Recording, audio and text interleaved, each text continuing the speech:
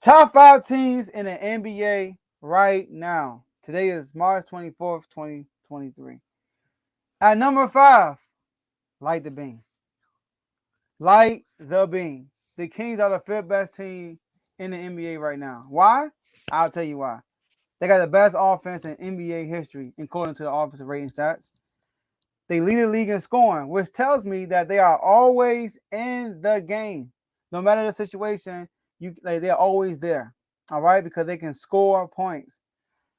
They're the clutchest team in the NBA. So we all know about De'Aaron Fox. De'Aaron Fox, the clutchest player in the NBA by far, based on the numbers. But Tomo, they are the clutchest team in the NBA. Check this out. In the clutch, the Kings' offensive rating is 128. Second place is Denver, which is 117.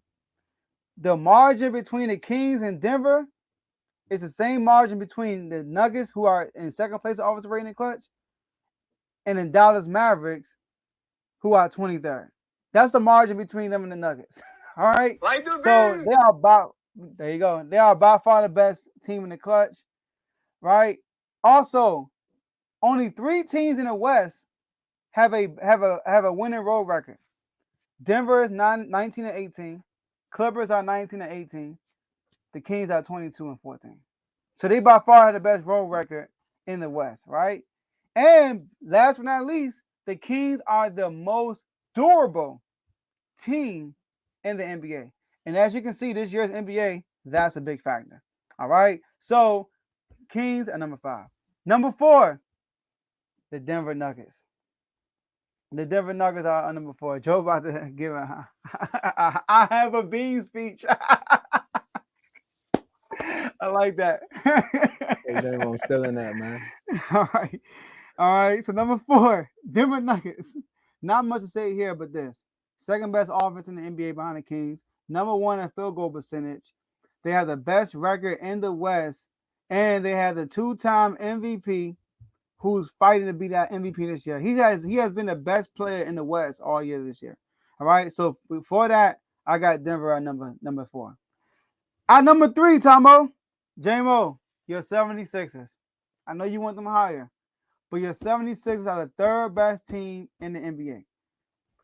They arguably have the MVP for this year, Tomo. He's been on the tear ever since probably the last 25 games, been going crazy. They have the league leading assist man, James Harden. So they got the leading scorer of Jordan B, and the guy who leads the league in assists in James Harden. And then with that combination, Jordan B is a big who's an isolation player. James Harden is a lead leader in assists, pick and roll type player, one-on-one type player. And they are number 1 in 3-point shooting. That's key. All right, because those players are more ISO players and they can kick it out for open 3. So that's key. And they have the 6th best defense in the NBA while having the 3rd best offense. So only 2 teams have a top 6 offense and top 6 defense. Philly is one of them. So shout out to the 76ers. They're number 3 in the league. All right. Number 2, the Milwaukee Bucks. The Milwaukee Bucks. This is going to get controversy right here. So the Bucks, number 1, they got Giannis. Can I just stop there? I mean, can we just stop there? All right. They got Giannis. Right? Middleton has been coming along lately. All right. He had his best game against the Kings, unfortunately. All right. Also, they have the best defense in the NBA right now, going back and forth with the Cavs. Number 1 in rebounding right now. All right. They have the best record in the East. They potentially have the 6th man of the year in Bobby Portis. They potentially have the defensive player of the year in Brook Lopez. And they have Giannis an MVP candidate. But my number 1 team are the Boston Celtics. I think they're the best team in the NBA. All right, Tomo. And here's why. They are the only team in the NBA that has a top 4 defense and the top 4 offense. They are 4th in offensive rating, 4th in defensive rating. Right? They have 2 bona fide scorers, Jason Tatum and Jaylen Brown, at the peak of their not at peak, in the prime of their careers, and both of them one-on-one really can't be stopped. All right. Also, they have switchable pieces. This is so key right here. They have switchable pieces from 1 through 5. They could put a lineup that can match any lineup in the NBA. The Bucks kind of could do that too, but the difference between the Bucks and the Celtics 1 through 5 are 3-and-D guys. 1 through 5. Everybody can play defense. Everybody can hit the three except for Robert Williams. But everybody can play defense. That is so key. All right. Also, they are so look, like I said, they are top 4 in defense, top 4 in offense. Out of everybody on this list, the only team, hold on. They take care of the ball. Sorry, with 6 turnovers a game. They take care of the ball as far as turnovers per game. They're 6, meaning the 6th best. And last year that was a big issue for them, especially in the playoffs. Right, turn the ball over all the time. So you're taking care of the ball. The only team that's top 10 in that category are the 76ers, which is number 10. So Celtics, I believe, are the best team in the NBA. Tombo, I know you got some feedback. Talk to me. Okay, so you said top 5 best teams like all season. Best teams overall teams. Yeah, wow. Coach, players, all that stuff. Can I ask 2 questions? We can do a Cupid shuffle with your top 3. I know, but your 4, 5. All right. Actually, you could do a Cupid shuffle with all of them because to me, I would swap the Nuggets and the Kings with the 4, 5 because the Nuggets been on a downturn and it seemed like this is one of their things. Like when they're after the All-Star break, once they know they're in the playoffs, they kind of start coasting a little bit. Meanwhile, the Kings they're not even supposed to be here technically. So to me, just because of that, I think they should have earned the 4th spot. But why is Memphis not on here? So I was thinking about Memphis, and the reason why I didn't put Memphis because they lost Brandon Clark for the rest of the year. And also the Grizzlies, offensively, they're not a great team. They're a good team defensively, though, which I think is a good thing. Because in the West, they're the only team in the top 6 seed that is a top 10 defense for real.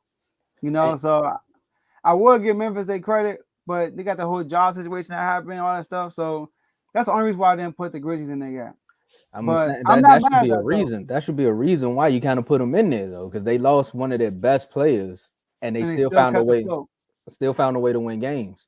I think they kind of should earn this spot with at least that 5th. It's a fight. It's a tough fight. I see it. But look, man, come on now. I said the Kings are 4. So you wanted the Nuggets out. It got to be a fight for that 5th spot. They lost Jamal Murray, who can play, but they just sitting them out to be cautious. They said he wasn't there last year and they look good. Huh? He wasn't there last year, and they kind of. No, they were the 6th seed last year. Oh no, their role players weren't playing good last year. Scratch that. Yeah, so that's why Jamal Murray coming back. Okay, so you answered my question there. But this top 3, right? I think you gotta let Boston go, man. They can't be number 1. Okay, go ahead. You gotta put the 76ers at number 1. Number 1? Yeah. Or you gotta put the Bucks at 1, the Sixers at 2, and the Celtics at 3. I see what you were saying about the whole starting 5 being rotational players, but you don't forget about that slump. And in the last 10 games, they're like 5 for 5. But in the last 10 games, the 76ers are 9-1, and they've been on a tear. Like outside of that one game where James Harden wanted to go to the strip club, they've been on a tear. So you kind of got to put them in like at least top 2. And bring Boston down to 3. So look, here. All right. So I know the season going runs. All right. So I get that. This is what I'm looking at. All right. Now, Boston. No, go to Milwaukee. The thing that I don't like about Milwaukee, I don't think Budenholzer. I think Budenholzer is a good regular season coach, in my opinion. I think that Mazzulla, kind of similar to Udoka, if the Boston Celtics and the Bucks were playing the playoff series, I think Mazzulla would outcoach Budenholzer. I honestly do. All right. So that's one thing about the Bucks. Also, the Bucks offensively, they're literally Giannis or bust. They're not a great offensive team. They are Giannis or bust. Right now, they're 17 in offensive rating, but they are a good defense. They're number 1 defense in the league. But they're 17 in offensive rating, and a lot of that has to do with the fact that if Giannis is not playing well, if Giannis is not basically taking over the game, the Bucks look offensively hurt. So that's why the Bucks, I'm not really you know, I like the Celtics better than them. They're a more balanced team. They are great defensively and great offensively. And I understand the Celtics going through a slump. The Bucks had their slump early in the season. The Celtics started off super hot, and now they're going through a little slump, like Denver is right now. So I'm not really paying attention to that a lot. Now, 76ers, Doc Rivers, man. I mean, everything looks good right now. I'm dead serious. Everything looks good right now, Tomo. But come playoff time, is Doc Rivers going to show up? Is he going to show up? That's what I want to know. James Harden has got James Harden hurt again. Right, another foot injury. Right, like so that's like Sixers. I can't put Sixers at number one yet until I see what happens in the playoffs. It's not on James. It's not on James. All right. I can't do that. We're going out there. We're going to play a good game. We're going to have a good offensive scheme. We're going to try hard. It's not all on James. It's not all on James. So what that's saying, we need to be number one. We have the MVP. Embiid, he fights, bro.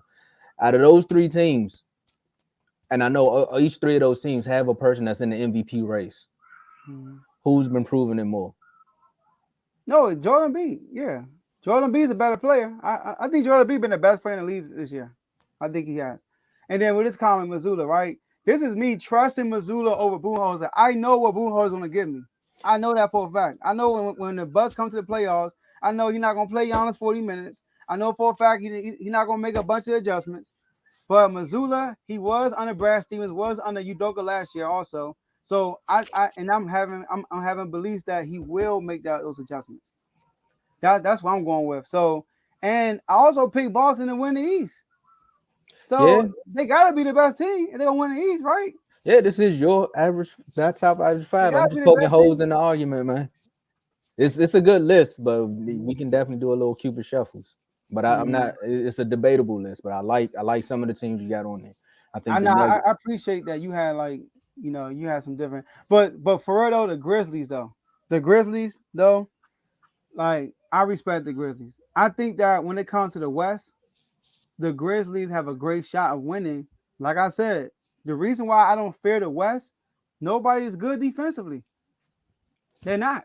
Now the numbers say Phoenix, but Phoenix numbers are kind of like off because of they just traded away their defenders. So like this is a whole year. But recent games, Phoenix has not been a good defensive team ever since the trade. So the Grizzlies, though, they are a top 3 defense in the NBA. Top 3, bona fide. So that's what's going to help Memphis along the way to playoffs. So I'm not mad at Memphis being up there. That was a good one. Yeah, no, I'm not mad at that. So out of all your lists, I usually have it's more debatable, but I like this one. All right, let's get it. All right, let's wrap this up. So like this video, subscribe to the YouTube channel. You right, Jamo, you right. I don't know. All right, but we gonna find out. That's the whole purpose of it. We gonna find out. I'm telling you, this is my top 5. This ain't the rankings, all that stuff. We can debate, but guess what? What's in the dark must come to light. The playoffs coming soon. We gonna find out for sure. I hope Philly get the number 1 seed or the Celtics get the number 1 seed because I want to see Sixers against the Bucks in the second round. Ooh, that's what I want. No. Sorry, I hope the Celtics get the number 1 seed. Sorry, they get the number 1 seed, then we're guaranteed to see the Sixers and the Bucks in the second round. That's what I really want to see. That's what I want to see. Tatum and Brown got something to prove. They can carry their coach. Well, Brown just trying to be out, but we're not gonna talk about that right now. But if you watch we're gonna talk about that. But if you watch the Celtics, bro, Mazzulla's doing an awesome job coaching. Oh, hands down. You didn't think this team was gonna be where they was at after that debacle happened. So yeah, no, he's doing an awesome job. Yeah, he definitely picked up in character. The team is still great defensively, but they even better offensively. Yeah. So let's get it.